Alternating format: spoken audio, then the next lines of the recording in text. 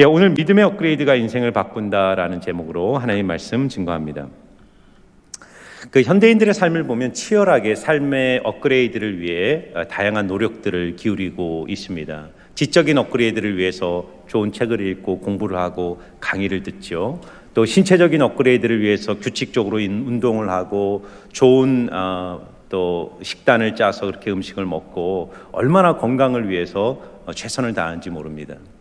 유튜브를 보면 보통 재미와 오락을 위한 그런 먹방과 같은 이런 거 조회수가 높고요. 또 하나는 자기 개발을 위한 그런 컨텐츠들이 굉장히 인기가 많습니다.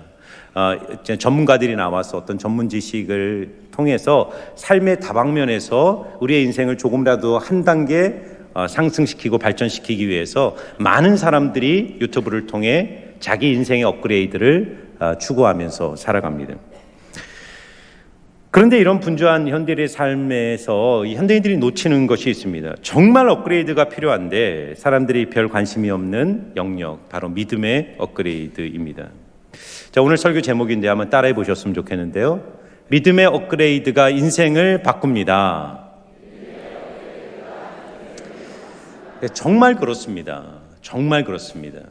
우리의 믿음이 업그레이드 될 때 우리의 삶도 향상이 되고 우리가 넘지 못했던 인생의 한계들을 뛰어넘게 하시는 하나님의 능력과 기적을 경험하게 되는 것입니다. 오늘 어떻게 본문 말씀을 통해 우리의 믿음을 한 단계 높은 차원으로 올릴 수 있을까? 여러분과 함께 나누도록 하겠습니다. 오늘 본문은 마태복음과 마가복음에 동이 나오는 사건인데 이 두 가지 사건을 같이 좀 함께 살펴보면서 믿음의 업그레이드에 대한 방법에 대해서 생각해 보겠습니다. 자, 오늘 본문은 이 두 가지 사건이 샌드위치처럼 이렇게 맞물려 있는데요.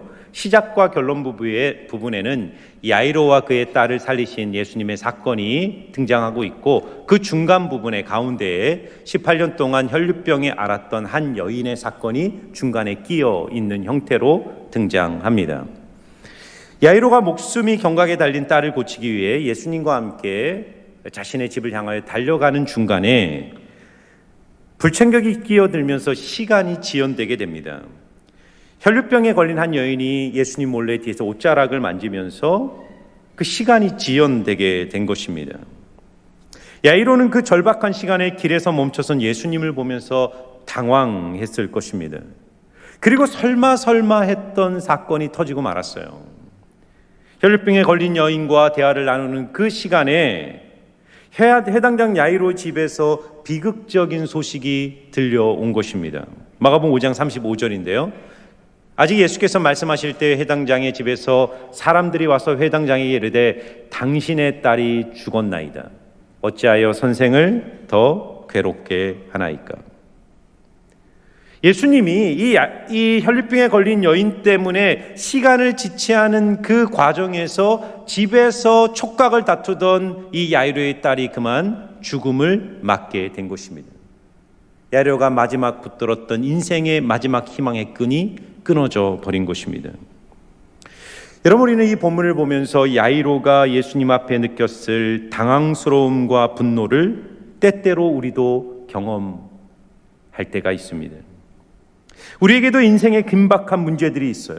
그래서 예수님께 나아가 간절함으로 기도합니다. 예수님, 지금 당장 내 인생 안으로 찾아오셔서 이 문제를 해결해 주세요. 급합니다. 주님, 빨리 저와 함께 인생의 문제를 찾아가 주셔서 주님의 손으로 안수하여 일으켜 주십시오. 그런데 예수님은 우리만큼 급한 것 같지 않습니다. 나는 지금 속이 타들어가고 두려움에 죽을 지경인데 예수님은 나와 보폭을 맞추려 하지 않습니다. 예수님, 도대체 왜 그러시는 걸까요? 여러분, 오늘 이 본문의 마지막 결론에 유명한 단어가 나옵니다. 그것은 바로 달리다굼이라는 단어죠. 마가복음 5장 41절을 보면 그 아이의 손을 잡고 이르시되 달리다굼 하시니 번역하면 곧 내가 내게 말하노니 소녀야 일어나라 하심이라. 자, 예수님이 이 소녀를 살릴 때 달리다는 아람어인데 어린 소녀란 뜻이고 굼은 명령형 동사인데요, 일어나라란 뜻입니다. 달리다굼, 소녀야 일어나라. 예수님은 이 소녀를 살릴 때 달리다굼이라는 말씀으로 이 소녀를 일으켜 주셨습니다. 오늘 이 아침 예수님은 우리에게도 달리다굼 하기를 원하십니다. 믿으십니까? 여러분, 우리의 인생에 무너지고 쓰러졌던 삶의 영역들이 다시 일어나기를 원하는 것들이 있어요. 나의 하나님 무너진 사업이 일어나기를 원하고, 나의 무너진 재정이 회복되기를 원하고, 나의 무너진 건강, 인간관계, 가정, 우리 자녀들, 산적한 무너진 삶의 문제들이 주님의 달리다굼으로 일어나기를 주님은 원하십니다. 그런데 여러분, 주님이 먼저 우리 안에 달리다굼이라고 선포하기를 원하시는 대상이 있어요. 그것은 바로 우리의 믿음이 일어나기를 주님은 원하십니다. 야이로의 믿음이 일어났을 때 야이로의 딸이 일어난 것처럼 우리의 믿음이 다시 일어날 때 우리의 인생의 문제도 다시 회복되고 우리의 삶의 모든 문제들이 회복되는 놀라운 하나님의 기적을 경험하게 될 줄 믿습니다. 그렇다면 어떻게 우리는 우리의 믿음을 업그레이드할 수 있을까요? 믿음을 공격하는 세상의 소리에 귀를 닫아야 합니다. 오늘 야이로가요, 보세요. 분명히 믿음으로 주님께 나왔죠. 예수님만이 자신의 딸을 고쳐줄 수 있다는 절박한 믿음으로 예수님께 와서 예수님, 저와 함께 저희 집에 가서 저희 딸을 살려주십시오. 그런데 예수님은 그 야이로의 믿음 안에서 무엇인가 부족한 것을 보았습니다. 여러분, 오늘 이 사건이 참 재미있죠. 야이로의 사건으로 시작했다가 중간에 혈류병 걸린 여인이 개입하더니 마지막에 야이로의 딸이 살아나는 사건으로 결론을 맺게 됩니다. 왜 이런 교차적 방식, 이 샌드위치 구조로 이 본문이 구성되어 있을까? 이유가 있습니다. 예수님은 의도적으로 야이로의 믿음과 혈류병에 걸린 여인의 믿음을 대조하고 있는 거예요. 우리는 여기서 혈류병에 걸린 여인과 회당장 야이로를 예수님이 얼마나 다른 방식으로 다루고 있는가를 주목하셔야 돼요. 예수님은 혈류병에 걸린 여인을 대할 땐 철저히 수동적입니다. 어떤 것도 하지 않았어요. 주님은 그녀를 의식조차 하지 않았습니다. 보세요. 혈류병에 걸린 여인의 이 믿음은 오직 예수님께만 집중되어 있었습니다. 그녀는 18년 동안 자신이 할 수 있는 모든 방법을 동원하여 자신의 극한까지 끌어올리며 자신이 할 수 있는 모든 것을 해보았지만 그녀의 병은 점점 악화되었어요. 인생의 한계를 넘어서 버린 거예요. 내가 해결할 수 없는 인생의 문제에 봉착한 것입니다. 그때 그녀의 귀에 예수님에 대한 소식이 들려와요. 예수님이란 분이 있다. 그리고 그녀는 그 소식에 자신의 생각과 믿음을 결합시킵니다. 뭐라고 생각하죠? 내가 예수님의 옷자락만 만져도 내 병을 나을 것이다라고 생각하고 믿음으로 나가는 것입니다. 그래서 예수님은 그녀를 위해서 어떤 것도 하지 않았지만 그녀가 예수님 뒤에서 예수님의 옷자락을 붙들었을 때 예수님의 몸에서 능력이 빠져나가 그녀의 혈류 근원을 그 뿌리로부터 완전히 치유한 사건이 일어나게 된 것입니다. 그런데 야이로를 다루는 예수님의 방식은 다릅니다. 예수님은 야이로의 믿음을 끌어올리기 위해 치밀한 계획과 의도를 가지고 일하시는 것을 볼 수 있어요. 예수님은 야이로와 함께 집으로 가는 그 급박한 시간에 혈류병 걸린 여인이 개입하는 것을 허용하셨고 일부러 시간을 지체하셨습니다. 언제까지요? 죽음의 문턱에서 예수를 기다리던 그의 딸이 사망하는 그 시간까지 기다리신 거예요.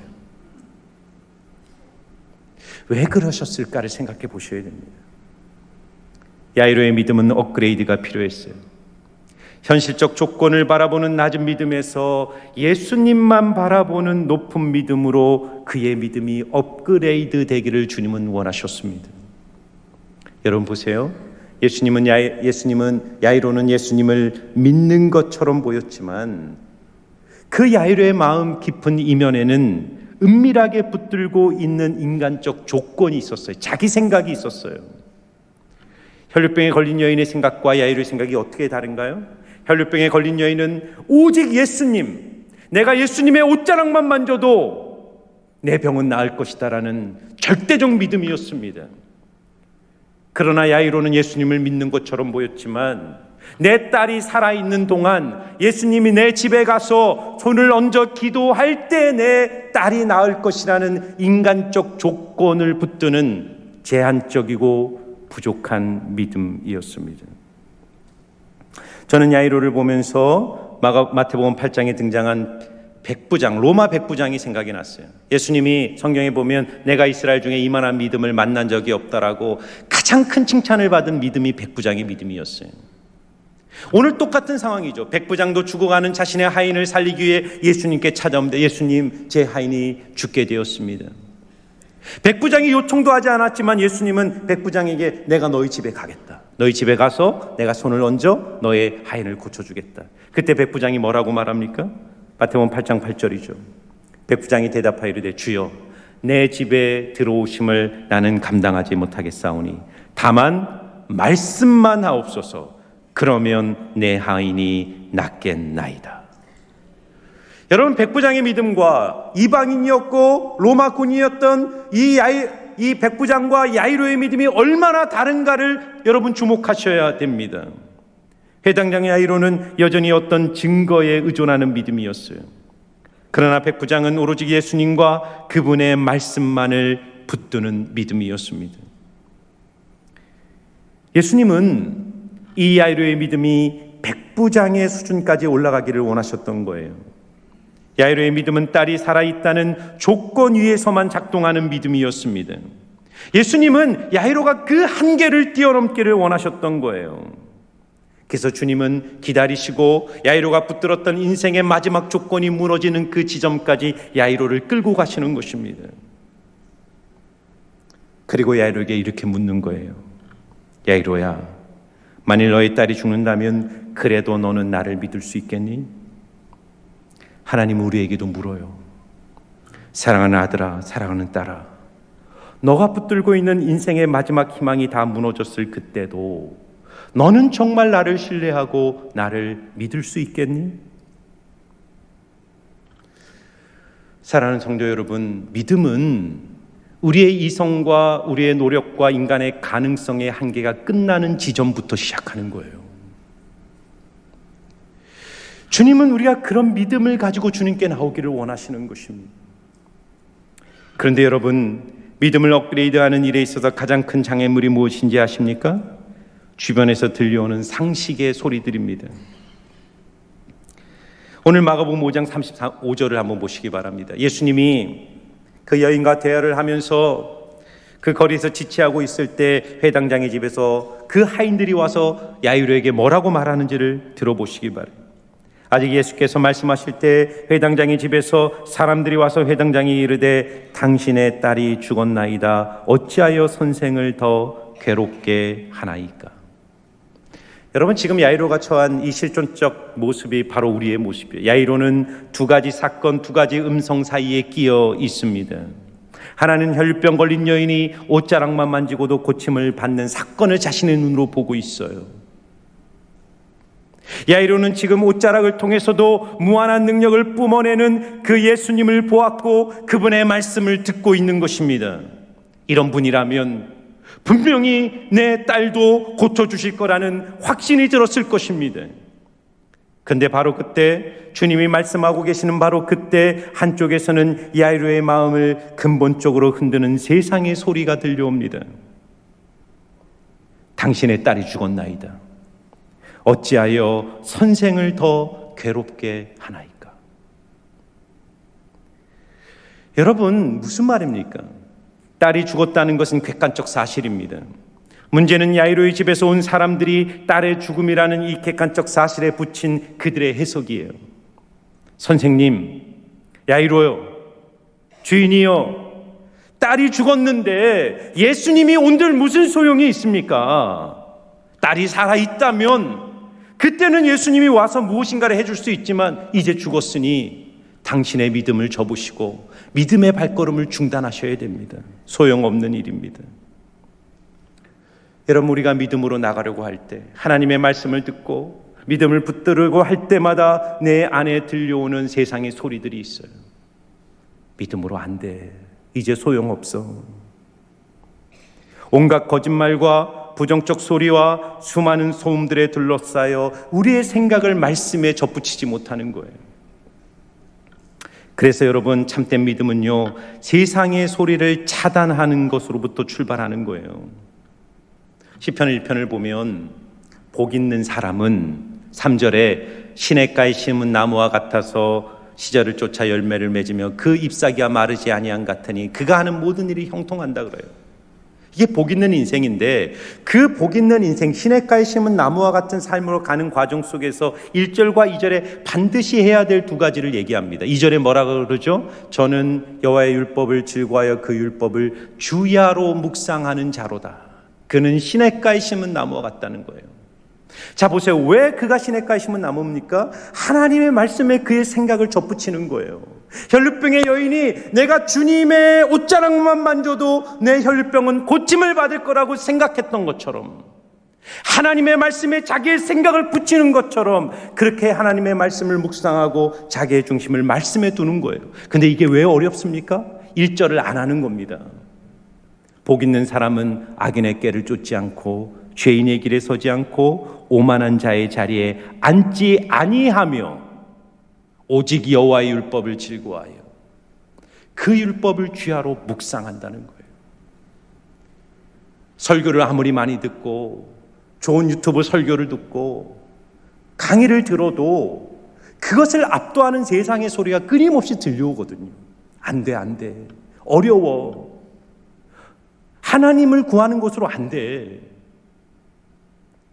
그러므로 사랑하는 여러분, 세상의 소리로부터 자기를 지켜내야 돼요. 부정적인 소리, 절망적 음성, 하나님을 부정하는 세상의 소리로부터 내 자신을 지켜내고 하나님의 말씀 앞에 나아갈 수 있는 삶의 공간들을 만들어내셔야 됩니다. 우리가 얼마나 많이 미디어를 보고 있나요? 우리가 얼마나 많은 세상 사람들의 소리에 귀를 열고 있나요? 근데 여러분들은 일주일 중에 얼마나 많이 주님 앞에 나가고 있습니까? 얼마나 하나님의 음성을 듣기 위해서 영적인 귀를 열고 있습니까? 여러분의 시간 속에서 하나님께 드려야 될 시간들을 이어가고 세상의 헛된 소리들을 차단하면서 점점 하나님 앞에 나가야 되는 거예요. 그래서 여러분, 오늘 이 우리의 믿음의 업그레이드를 하기 위해서 두 번째로 우리가 붙들어야 될 것이 믿음을 세워주시는 예수님의 말씀에 집중하는 시간이 반드시 필요한 겁니다. 저는요, 이 야이로를 보면서 어떤 생각이 드나, 이런 생각이 들었어요. 왜 우리 믿음이 그렇게 숱한 유혹과 도전을 통과하면서도 붕괴되지 않고 버텨낼 수 있을까? 사실은 여러분이 주일에 이 자리에 나와 있는 것도 기적이에요. 저는 그렇다고 생각합니다. 신이 없다고 생각하는 사람들이 쏟아내는 말들과 그들이 만들어내는 시스템이 세상을 지배하고 있잖아요. 우리는 그런 소리를 끊임없이 듣고 있습니다. 진화론과 물질주의적 세계관과 눈에 보이는 것이 전부라고 말하는 이 세상의 소리와 시스템 안에서 살아가면서 보이지 않는 하나님과 그분을 믿는다는 것은 거의 기적에 가까운 것입니다.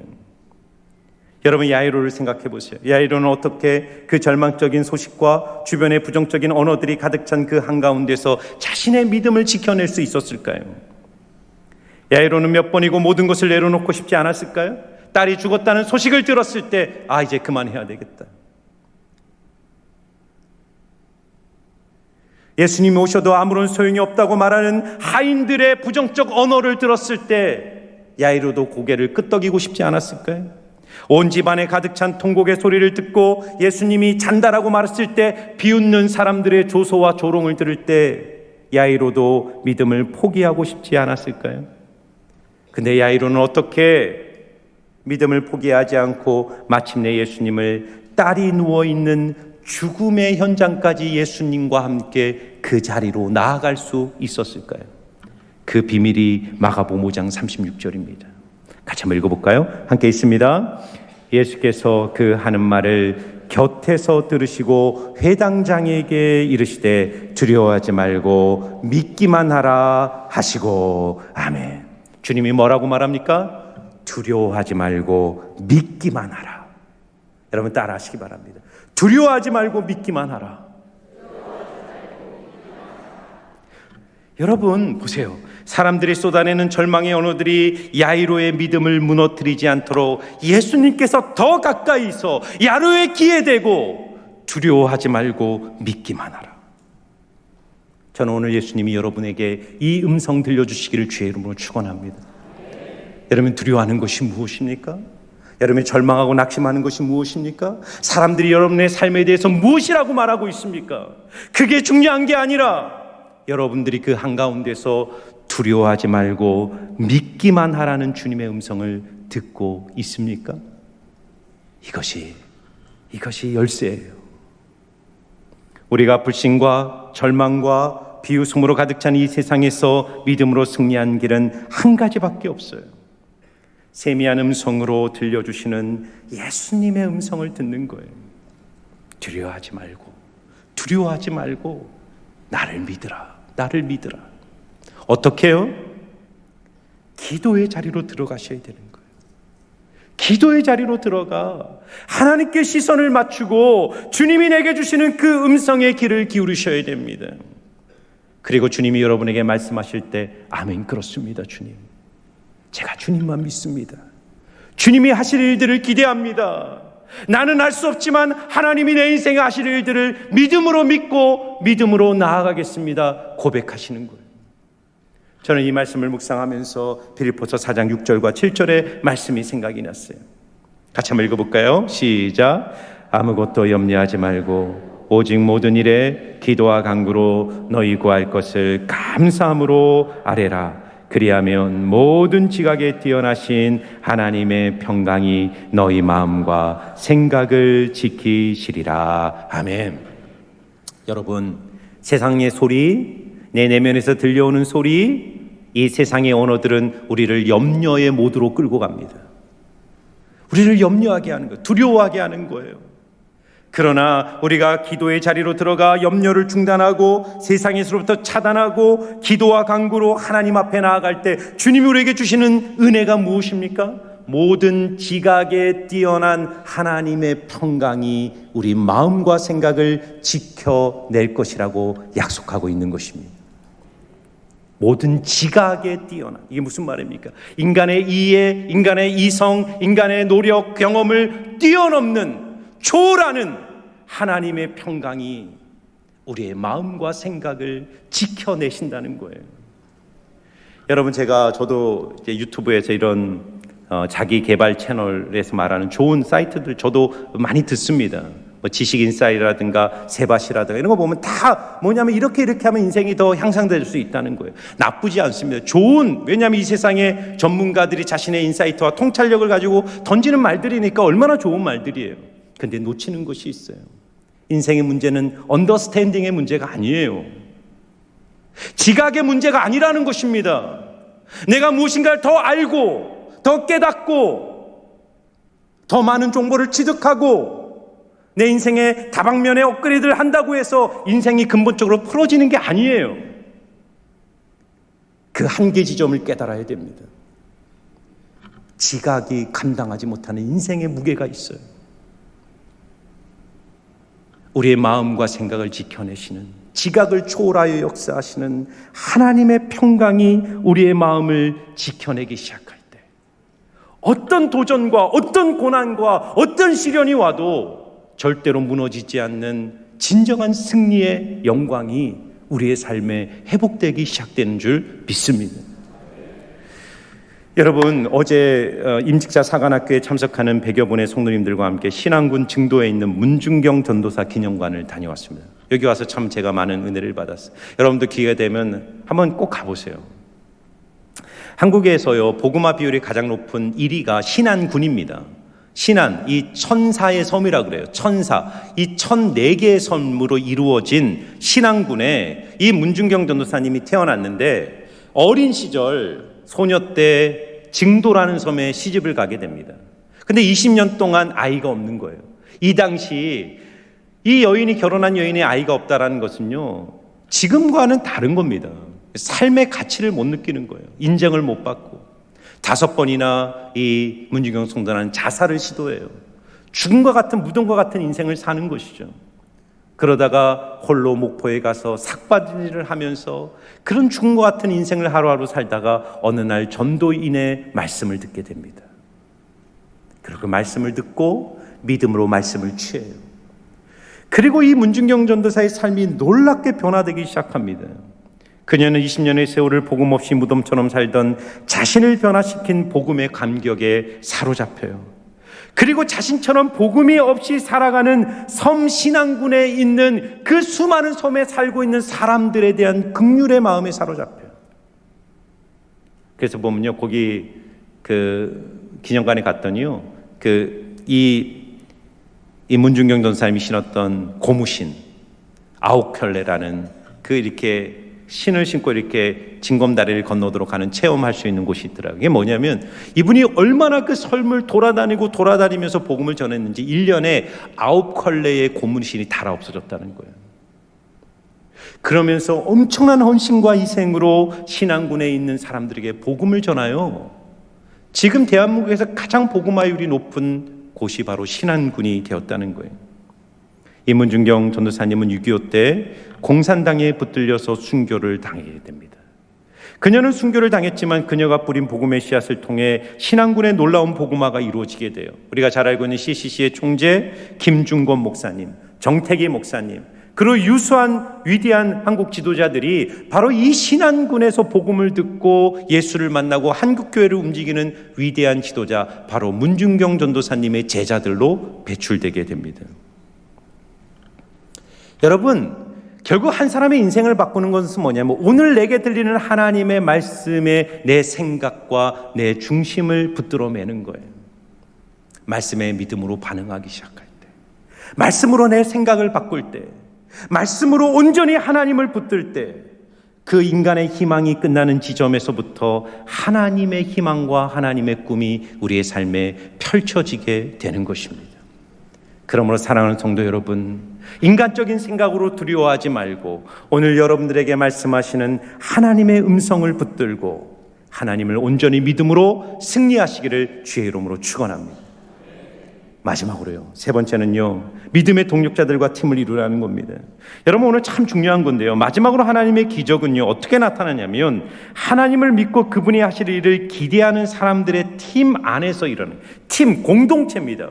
자, 오늘 마가복음 5장 37절과 40절을 보시면 예수님이 이 달리다굼을 통해 이 소녀를 살리기 전에 집중적으로 하시는 사역이 무엇인가를 보시기 바랍니다. 자, 볼까요? 한번 같이 읽어볼까요? 시작.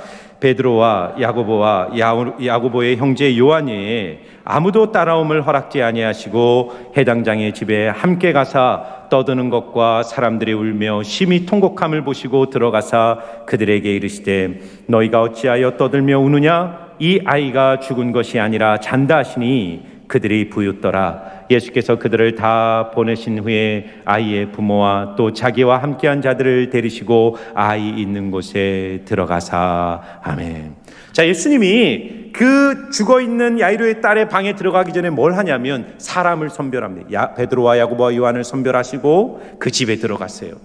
집에 들어갔더니 울며 통곡하는 사람들이 있어요. 그 사람들에게 중단시킵니다. 죽은 게 아니라 잔다. 그저 사람들이 비웃어요. 예수님이 그들을 다 내보내면 이 집에서 다 나가라. 그리고 야이로와 베드로와 야고보 요한 이렇게 4명만 데리고 이 야이로의 딸이 죽어있는 방에 들어가십니다. 예수님이 지금 무엇을 하고 있습니까?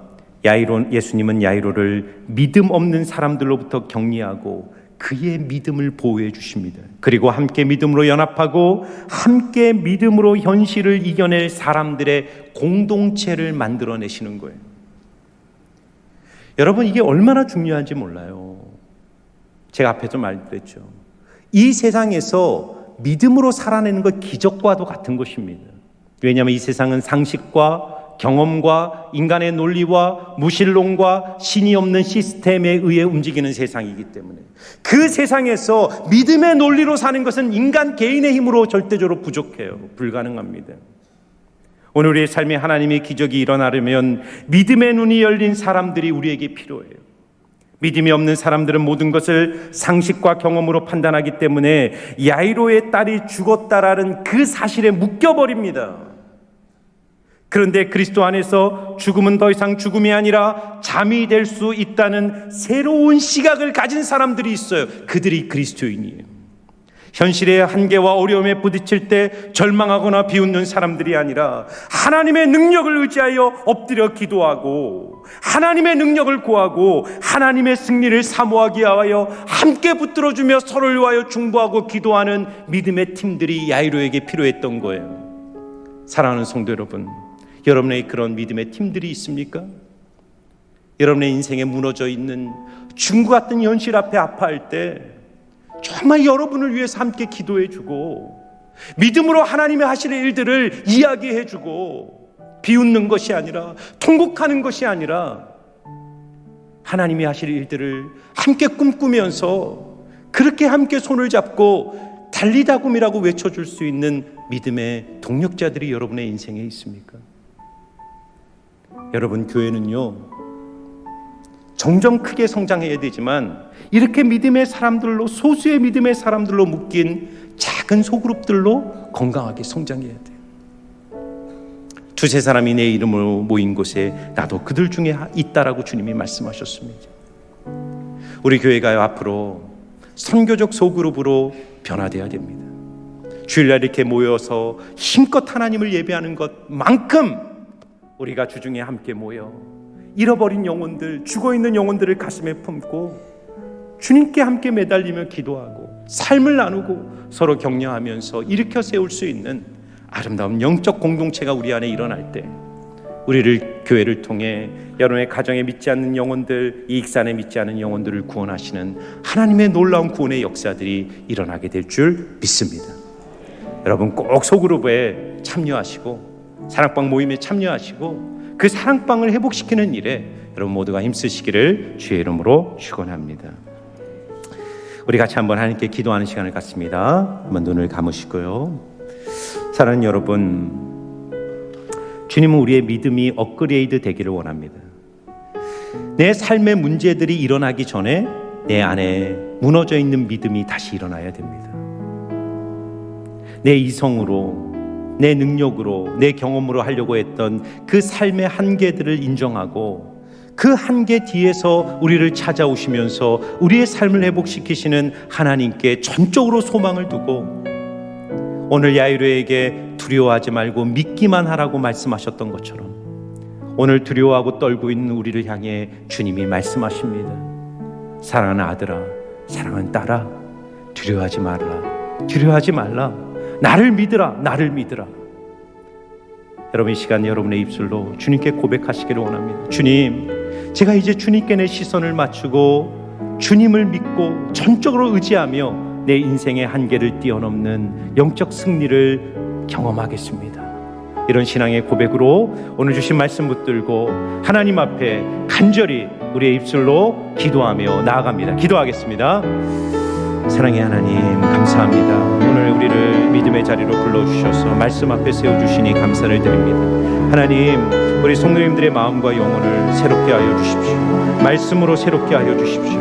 하나님, 말씀이 임할 때 하나님 인간적인 생각과 하나님 우리의 판단과 하나님 우리의 의지를 내려놓고 정말 하나님이 하실 일들을 기대하며 그렇게 믿음으로 반응하는 우리 모두가 되게 하사 하나님 우리의 삶을 결박하고 있는 인생의 문제들을 해결해 주시는 살아계신 하나님, 능력의 하나님을 우리 모두가 경험하게 하여 주시고 주님, 두려워하지 말라, 두려워하지 말고 나를 믿으라 말씀하신 그 예수님의 음성에 아멘으로 응답하여 우리의 삶의 기적을 행하시는 하나님의 살아계심을 모두 경험할 수 있도록 하나님 축복하여 주시옵소서. 감사를 드립니다. 하나님, 주님은 오늘 우리에게 말씀하십니다. 두려워하지 말고 나를 믿으라, 두려워하지 말고 믿기만 하라. 주님의 음성에 아멘으로 응답하여 우리의 생각을 바꾸고 우리의 마음을 바꿔 내 인생의 왕으로 임재하시는 그 예수님의 손을 꼭 붙들고 인생의 모든 문제와 어려움을 넉넉히 이겨내는 우리 모든 성도님들 될 수 있도록 축복하여 주시옵소서. 감사하며 예수님 이름으로 기도하옵나이다. 아멘.